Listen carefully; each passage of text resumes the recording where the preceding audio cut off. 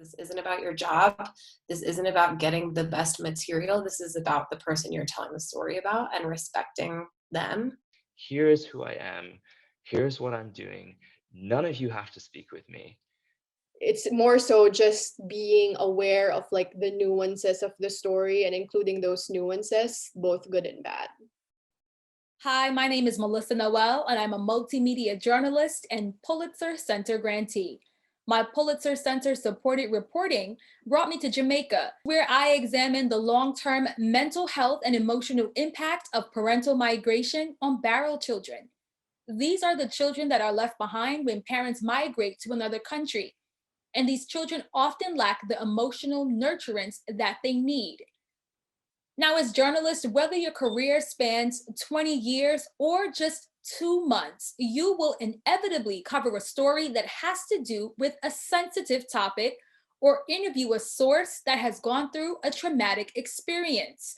As journalists, we can oftentimes report as outsiders to situations, having not lived through the experiences of the communities we intend to cover. Despite this hurdle, it is our journalistic duty to cover stories of a sensitive nature diligently and respectfully. In this video, you will hear from multiple Pulitzer Center grantees as they share how they learned how to cover stories of trauma. There's not just one way to successfully report on sensitive stories. But with these tips in mind, you can be better prepared to conduct respectful interviews, cover vulnerable communities, and safeguard your own mental health too.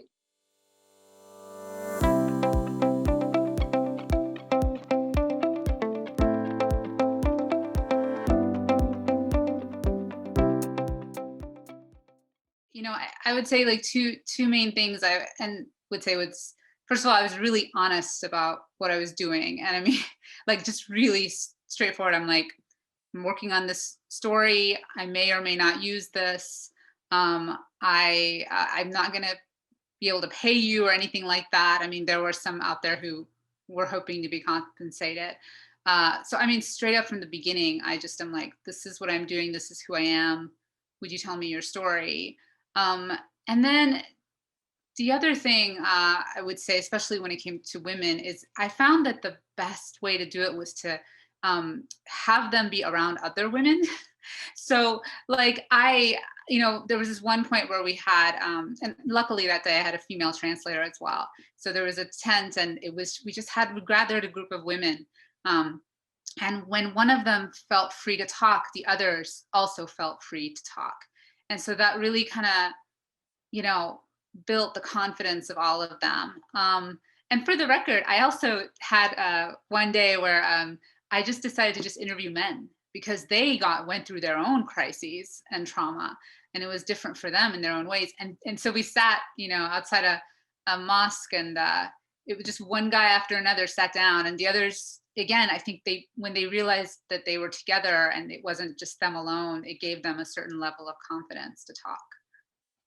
I think the one thing that I also always try to remember is the previous people who might have talked to your source might have been law enforcement. It might have been a judge. It might be these very almost authority-like figures that really make it difficult for the person that you're talking to trust you, or they might feel like there's this power dynamic, which, I mean, you have to admit that it does exist. So acknowledging that, how can you sort of provide them with resources so that they do feel empowered to say no, empowered to push back on a question if they feel uncomfortable in the moment? The biggest thing that I have to do is remind myself, you are not thinking about the deadline here. You are thinking about the people in front of you. You need to move in as a human first, take time, sit with folks, figure out what their boundaries are, figure out, what the space that you are, a complete stranger. I am a complete stranger walking into the space of a traumatized person half the time.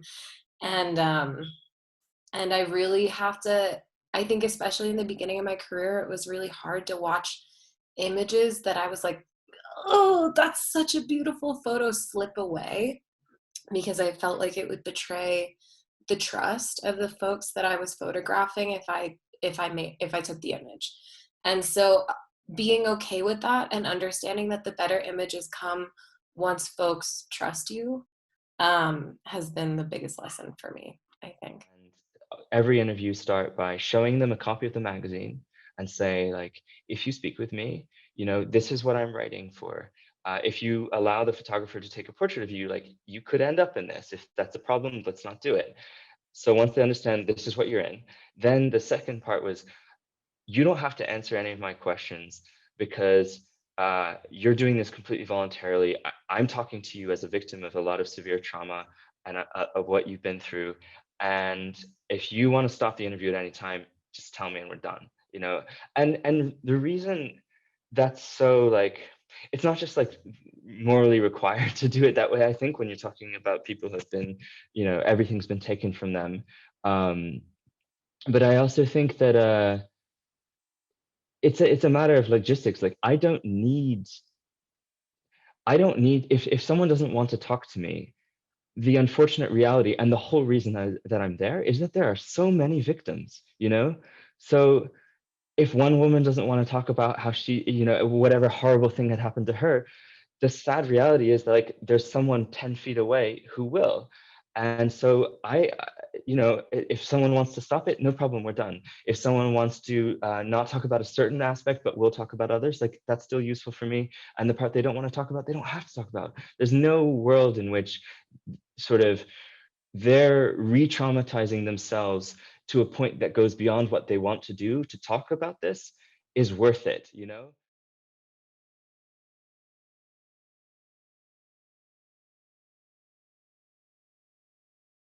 Figure out why you want to tell this story. I think there's a lot of, and I count myself in this, when I was young, many years ago, I was so impressed by the photojournalism I was seeing, or the journalism I was reading. I wanted to go do the same thing. And I wasn't paying close enough attention to why I wanted to do it, why those stories were important. And I ended up repeating stories that had already been done. And to Isabel's point, you just end up, going over the same tropes, which honestly are trouble. They're troubling, they're troubled. Representation is a huge issue that was not the big issue when I started out, but is an important issue that we discuss now. So really question yourself, why am I telling this story? Why am I going to go and photograph vulnerable people? What's the point? Why is this important? And if you come up with an answer that's satisfying, as opposed to, oh, it'll make me famous, or, oh, I think it's interesting, or, oh, I'm having a great adventure. But if you come up with an answer that is profound and is satisfying, I think you're kind of most of the way there. When you're working on a photo project or a video project, it might seem a little counterproductive to not be filming all the time. But when you're trying to establish that connection and kind of maintain that connection, it's so essential to sometimes, put down your camera and just be there and be present with the people that you're with, that you're reporting with.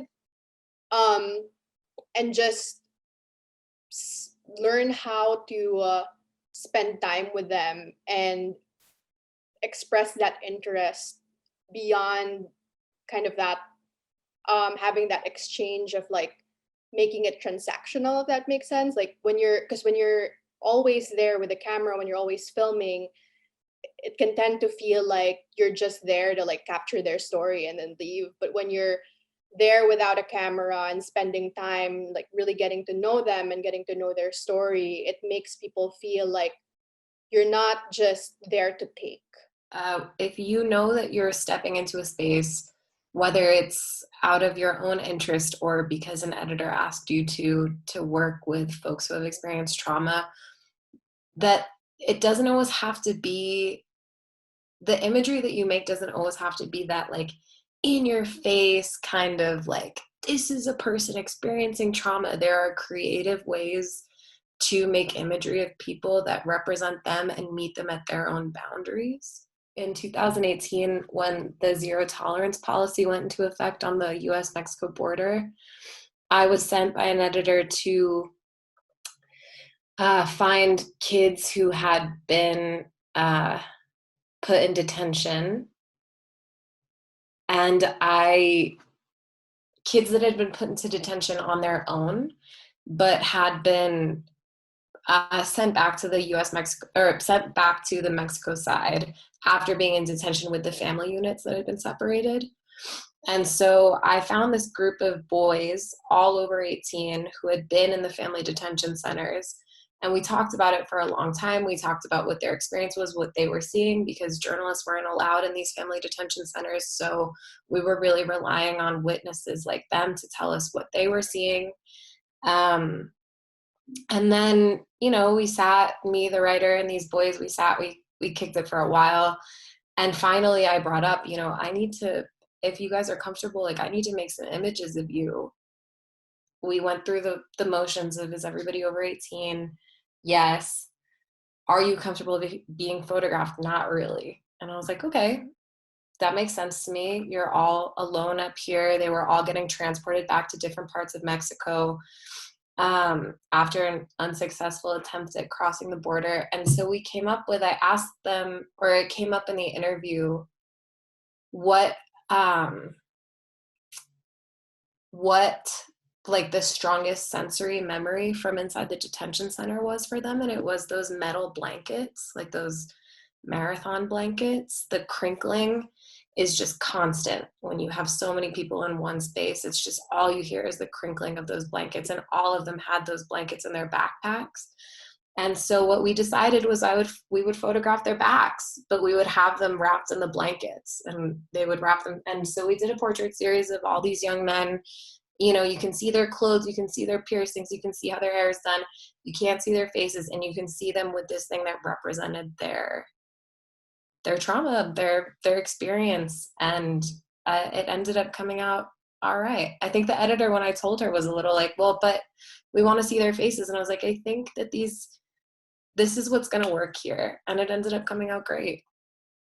To even, like, you know, ask that question, what's the sensory experience here? And for them to talk about the crinkling in those blankets, that's something, like, you know, you may not think of, but the impact that must have had on them. And to your point of, you know, you can see their hairstyles and their piercings, but to see the power that those images must have had, to see that and that be representative of those experiences, I think is really powerful, and something that'll be really helpful to journalists, especially emerging ones, as you look for ways to, as we're talking about, respect your sources, but also still get your story. I think that was really powerful. Like, I'm seeing it in my mind right now for sure. Like, wow, that must have been something.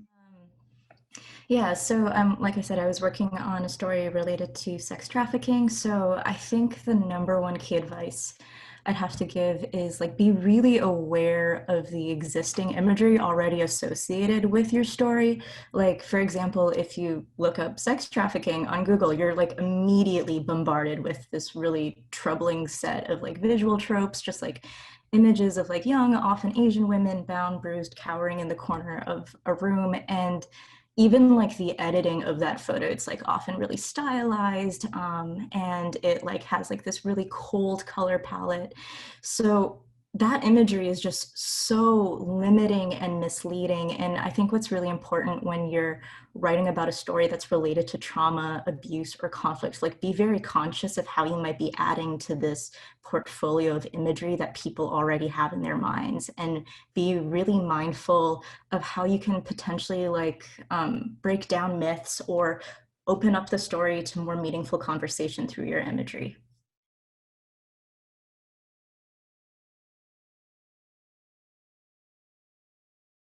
One of the biggest things when I was covering the impact of the mental health impact of the Caribbean's barrel children, the children left behind when parents migrate to the US or UK, Canada for work, talking about mental health in the Caribbean and Caribbean communities is very taboo. People do not want to talk about that. They look down on it. They think that you are trying to tell like a family's business. And I understand that to a certain degree because I am from the Caribbean.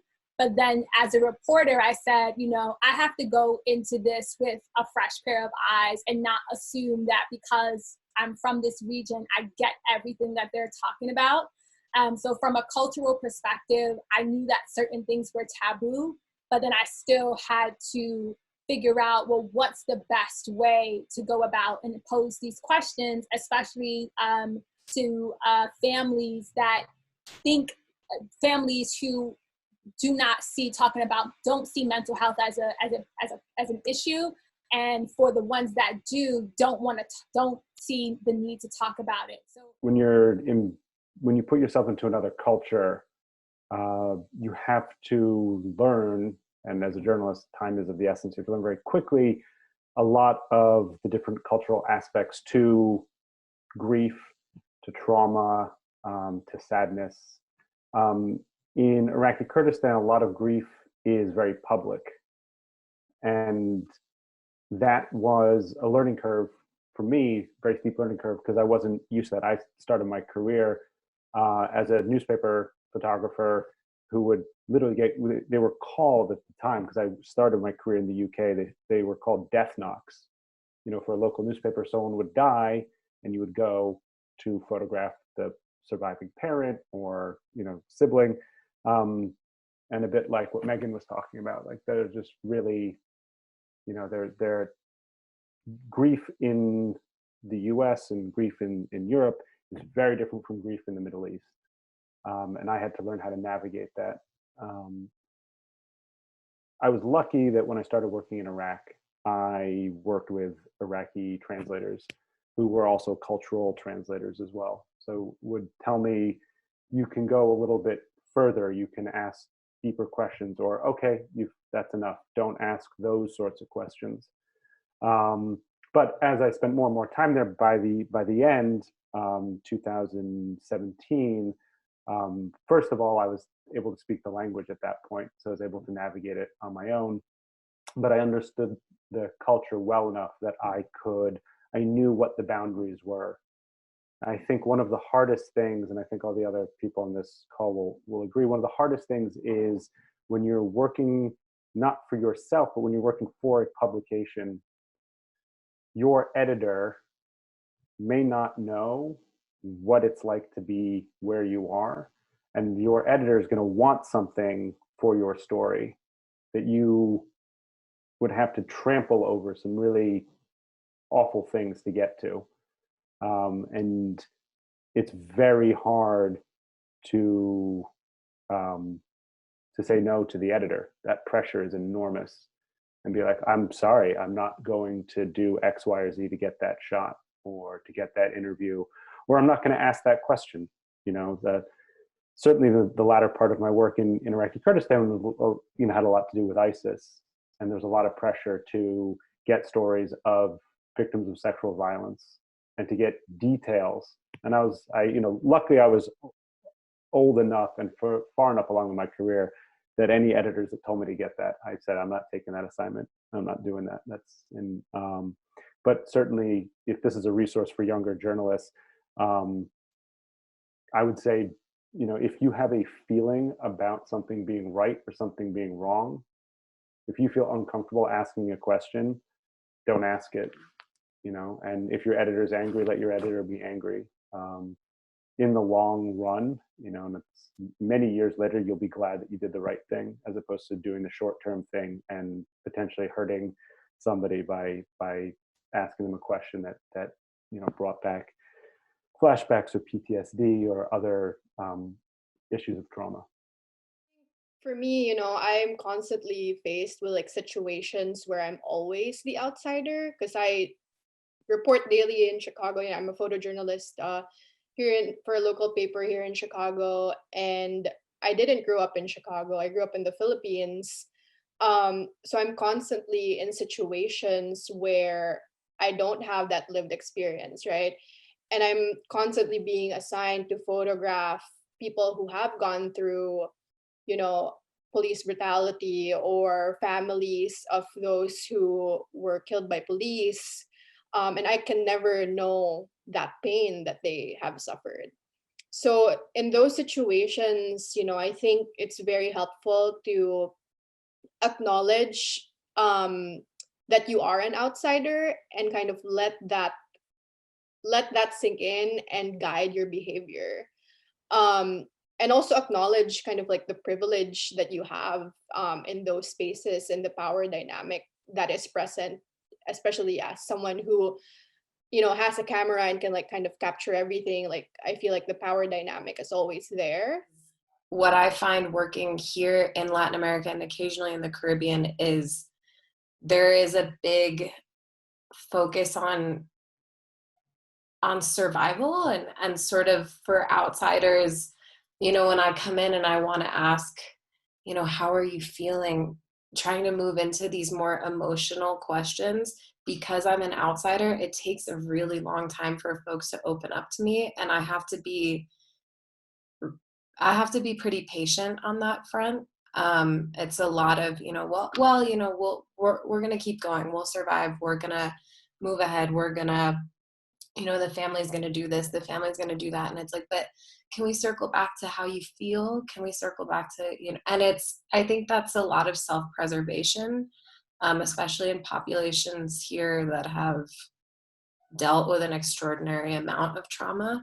And I think that that's a global phenomenon, when you're working with groups of people who have been with communities or with states, or I don't know, with just groups of people who have been regularly exposed to trauma, there's going to be this survival instinct that kicks in. And then when you try to dig in, you have to be careful to not re-victimize folks, while also attempting to have an in-depth conversation with them about their experience.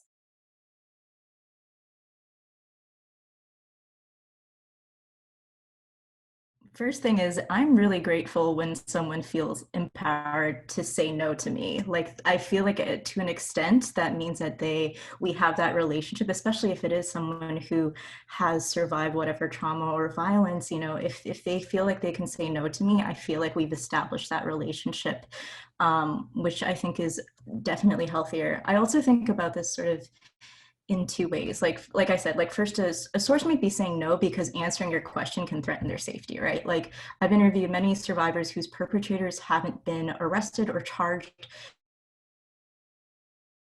so I ended up not feeling comfortable including their interviews at all. I've interviewed survivors who are like seeking asylum, or they're trying to procure trafficking visas. So the things that they say and the things that I write could negatively impact whatever they know, or they're pushing back on a question. I should respect that. And then I think the sort of second thing that I think about is like, as journalists, for most stories we write, like, we're trained to ask more questions than is necessary, right? Even though a lot of those details are going to be edited out.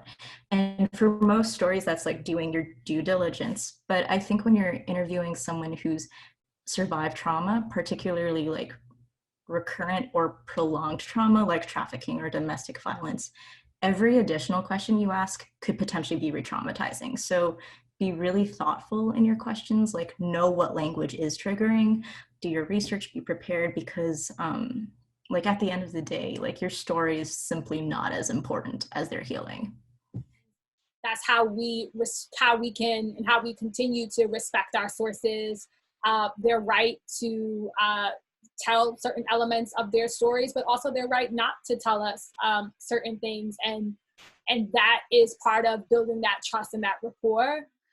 One time I was interviewing an Afghan woman in Kabul. She was an Afghan member of parliament. And she had been kidnapped by the Taliban and then later released. And, I wanted to write a story about what she'd gone through. So luckily we got to her home and we sat down and, we started talking through it. And remember, now this is a politician. So in theory, she's probably more accustomed to some of the questioning. But I made the mistake in that I started asking for details too quickly, so like, I was like, she was talking about the room where they kept her, and I kept asking more about the details of what was in the room. And she kind of was like, what's going on? Who are you with? Like, she started to question whether I was like a foreign government official or something, as opposed to just being a journalist who was thinking about how her editor would get upset if I didn't find out if there were any rugs in the room. You know what I mean? It was this whole thing. And luckily, like, my translator calmed the situation down, and we went on and we got a good story out of it. But I kind of kept thinking about that later, and I was like, how would I have done that differently? And the thing is, I probably just would have asked other questions in advance, just structured things a bit differently. And then later on been like, one of the things that would really help the readers is if I can just be a little more descriptive in what was exactly in this room. Can you give me a few more details, And so I should have done that. And that was, I like to think that I learned from that example.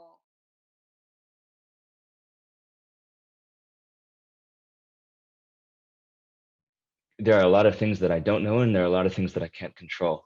And working in certain environments, you have a sort of moral responsibility when the stakes are high for yourself, but more important for others who can't leave, that your mistakes don't result in their much worse consequences for them.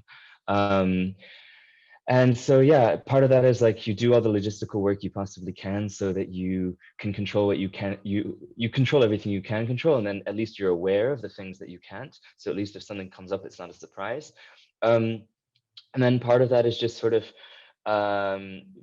learning and like asking people who know the environment better, as in oftentimes the sources themselves, like, here's what I'm trying to achieve. How do I do it safely so that you're not compromised? As an example, in the project that I did for with the Pulitzer Center support in Iraq, there was a senior Iraqi intelligence official who was quoted quite heavily throughout the piece, and he was saying things that could like genuinely get him killed. He was describing systematic criminality within the security services. He was describing scenes where his own subordinates were carrying out war crimes. And he was saying it all, to be quoted as a senior Iraqi intelligence official. And he had major concerns about, like, not the things that he was saying so much. He was very comfortable saying them for the story he wanted to. But I was really afraid that when we would do, just in meeting him, because of surveillance on him by his own subordinates or on me as a foreigner showing up in parts of Iraq, that somehow I would screw up the logistics there, and it would result in him being outed as a source. And similarly, in the fact-checking follow-ups, months later, when we're preparing to run the piece, we have to figure out somehow to get this man on a 3-hour phone call with a checker in New York, who so that we can go through everything with him as the source on the piece. But his phone's being tapped and all the rest. Like, it's very tricky. And so that at the end of the day, when it comes to people's personal safety, I always go in like knowing that I don't know how to control it, and asking the people who are putting their lives at risk in certain cases, in certain extreme cases. That's rather unusual. I don't have many sources who I think have risked their lives to talk, but when the stakes are really high, you have to ask people what they're comfortable with, and how might I screw up without knowing I'm screwing up. Like, if I call you, does that put you in jeopardy, even though I thought it was fine? Or if I identify a certain, the location where he described his subordinates murdering some detainees, would that therefore, to any reader, they'd have no clue who he was. It would simply be a crime that occurred in the city around this time. But if that was a very particular event that was known within certain branches of the security apparatus, they could pinpoint it, and narrow it down to him. So even down to the details of seemingly innocuous things that run in print, you have to go back and check with them before it does.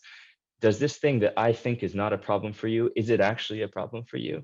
And then if it is, it's just about having the humility to know that you actually don't know at the end of the day. Thank you so much for that. So what I got a lot from that in terms of awareness, understanding the things that you do know and that you don't know. And of course, going back to your source time and time again to understand what it is that they know better than you do, what can be helpful to keep them safe.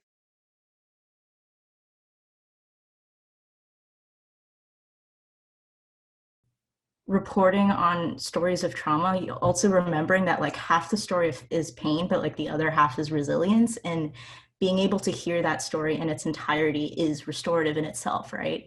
So even though I was writing the story about unimaginable abuse. Like, I got to know these women over several years. Like, I've spent Christmas with them, I've seen their kids grow up.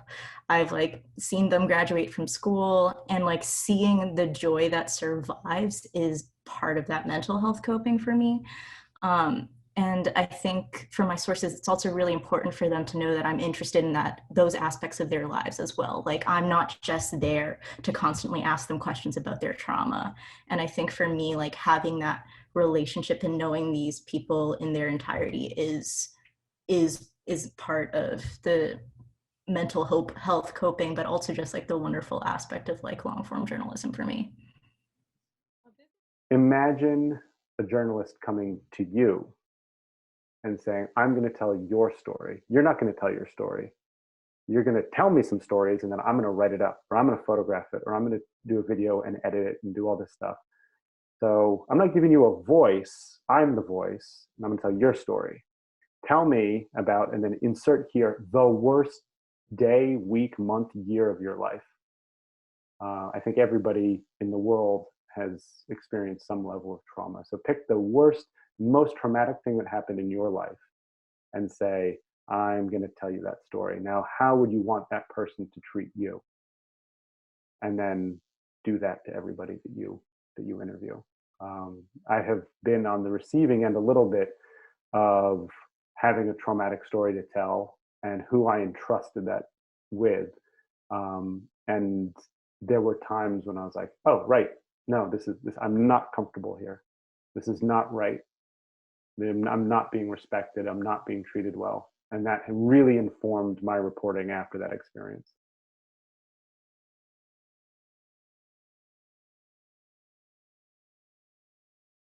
What I commonly do with like people who don't have a lot of experience in sharing their stories in the media, especially if they're people who have gone through trauma, is just letting them know that it's okay to stop the interview. I tell the people that I interview or the people that I photograph, especially if it's like a long-term photography project, I say, hey, at any time if you feel uncomfortable, you can tell me to stop taking pictures, or you can like just raise your hand and I would get your point and give you a break.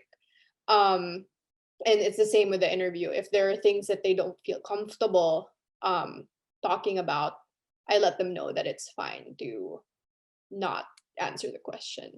So yeah, I always bring with me, especially when I'm going to places where there's not a sort of a traditional familiarity with Western publications necessarily, or particularly the one that I work for, I bring with me a copy of the magazine and I just show it to people when I'm walking into, wherever they are. I was working on a story with survivors of sex trafficking, and I also met a couple of survivors of domestic violence, which is already in itself a very difficult population of people to find in the US.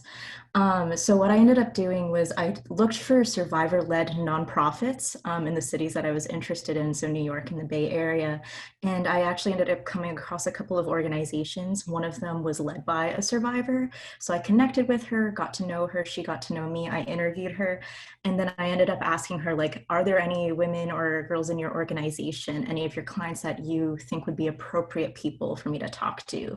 And what was really great about connecting with her was that not only was she able to identify those people who, like, if I interviewed them, like the questions I asked wouldn't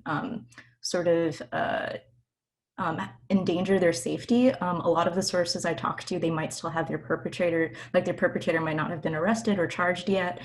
So she was able to identify cases where, like, she was like, this is a safe story to write about, like, the story can be published. And the other thing was she was able to explain to those sources, like, hey, like, this is what on the record, off the record means. If there's anything you're uncomfortable with talking about, like, you can let me know, you can let Isabella know. And she was really able to be like an advocate for them in the room if they needed. And that's something that I think is really important. And it's sort of a different approach that I went, as opposed to a story that you might be writing about like politics or economics. Like, when you're working with victims of violence, I think it's really, really helpful to have that advocate who knows them in the room if they want.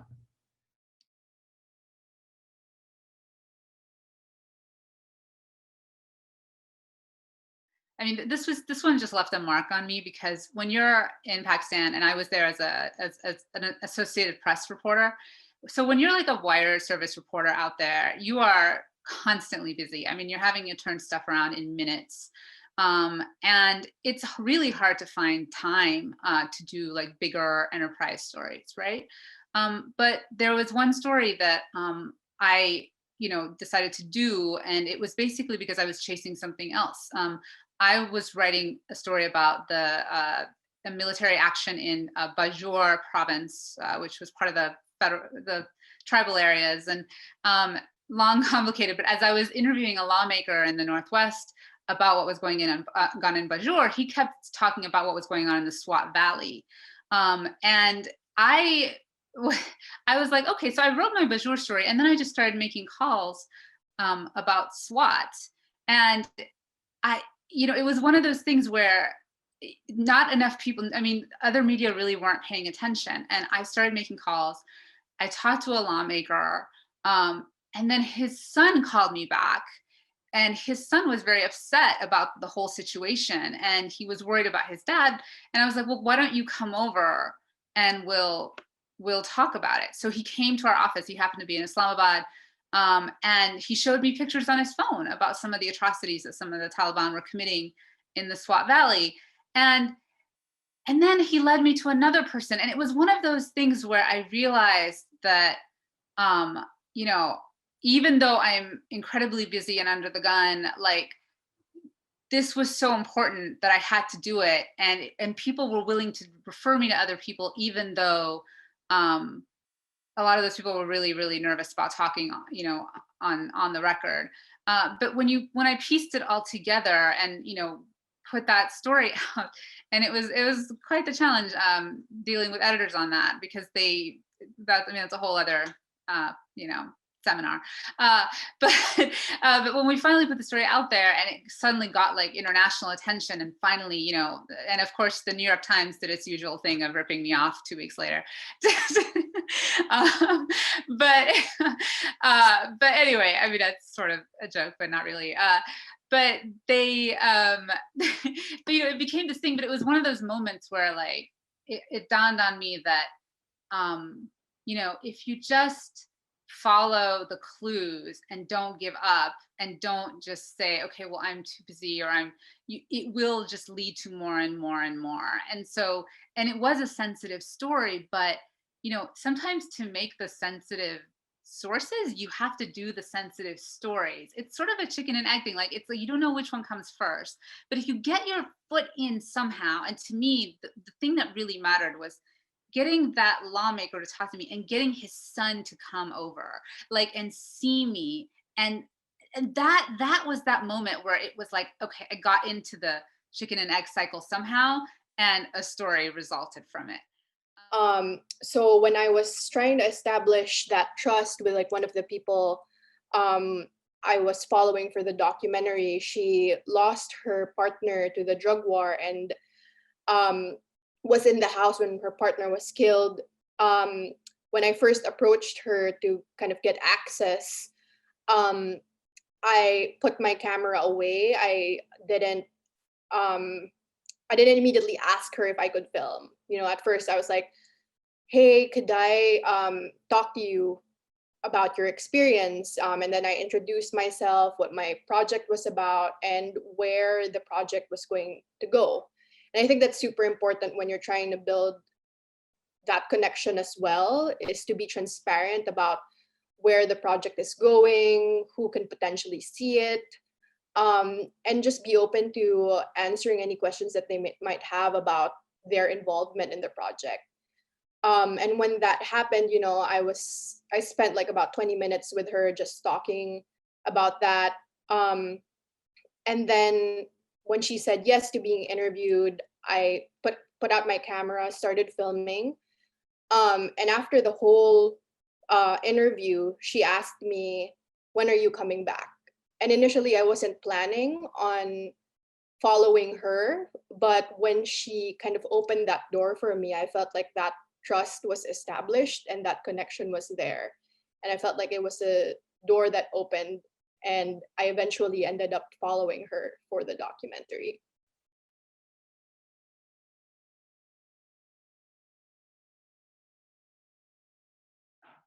I think therapy is awesome.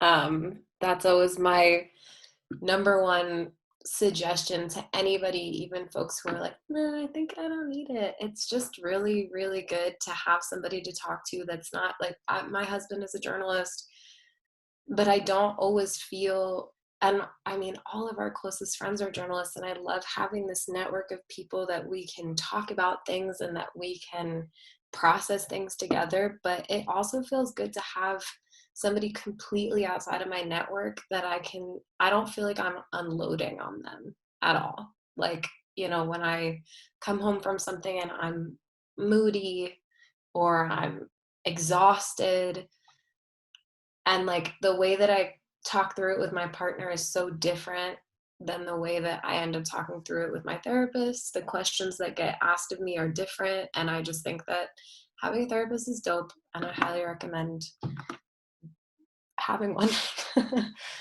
Yes to therapy. Yes to therapy, because you gotta be able to have some time for yourself. And as you said, outside of your circle, you love them. We love our fellow journalists, but you definitely can talk about it in a different way with someone that's kind of not in that space on a daily basis. You do need to do some sort of self-care.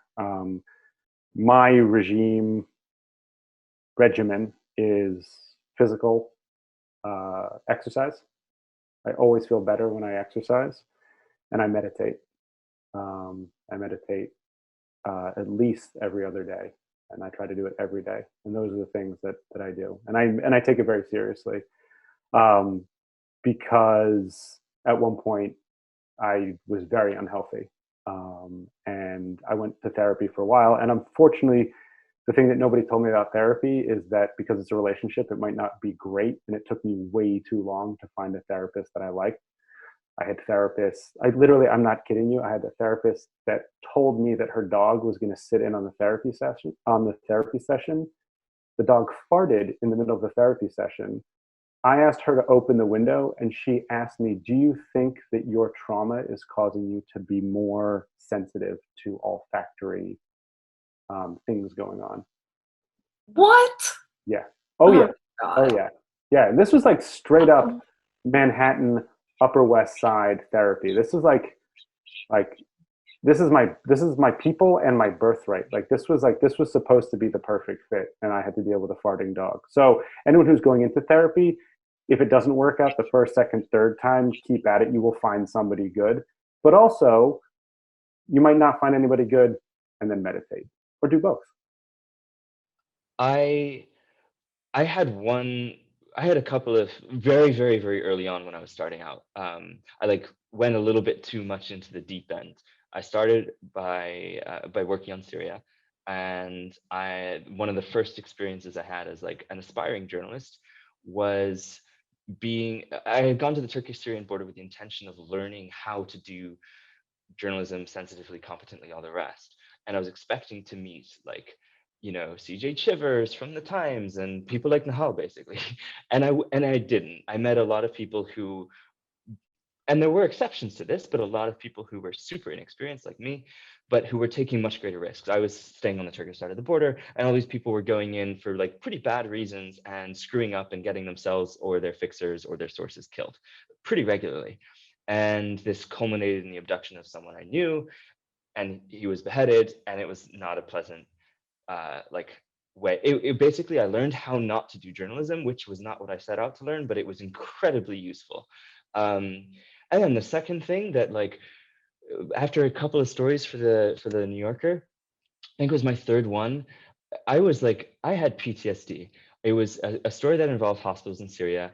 And I watched hundreds of videos that had been smuggled out by a doctor who was training Syrian doctors in Aleppo field hospitals.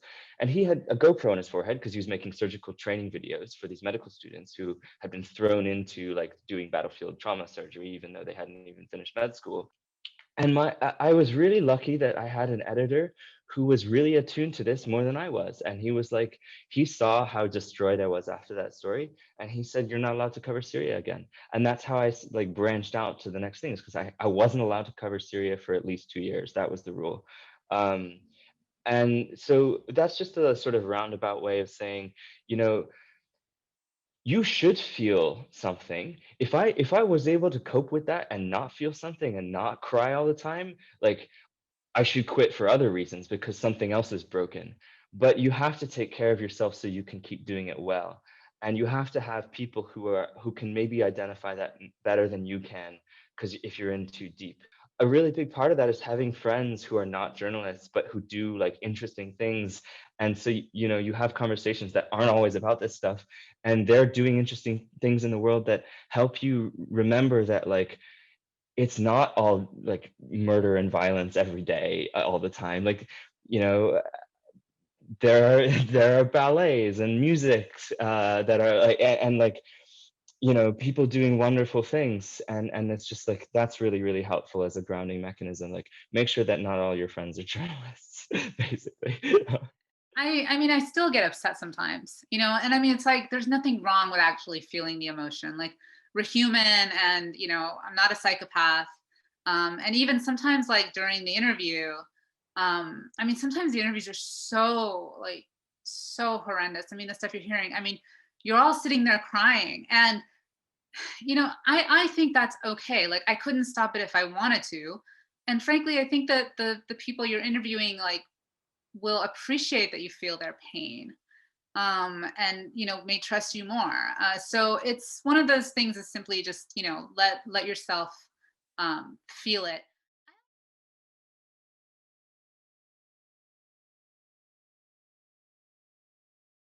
I think there's a real moral responsibility to study the situation deeply before you actually decide you're going to go.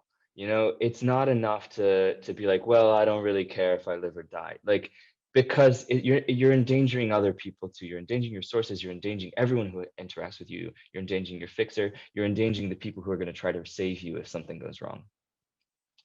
So that's the first thing. But second to that, like, once you've made the decision that you're going to do something anyway because you do think you can do it responsibly and safely, contact other journalists who have done it before. I always do this. It's not like, it's not and people may be, you know, careful about, maybe they don't want to share their most sensitive or secret source or something like this, but they will always share information when it comes to security and logistics, always.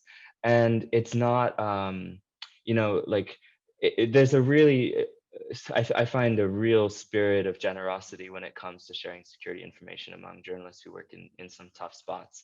And it's really, really useful to talk to them, and they can give you all kinds of guidance, and just help you, even talk you through maybe reasons why you shouldn't go. And that's just as important as the reasons why you should. You know, your sources are like the most important thing you accumulate as part of this work that you do. I feel like I didn't know that soon enough when I was a younger reporter. I didn't realize how important sources were. Not that I treated sources badly. That's not what I mean. It's just, it's more about keeping track of them and keeping in touch with them.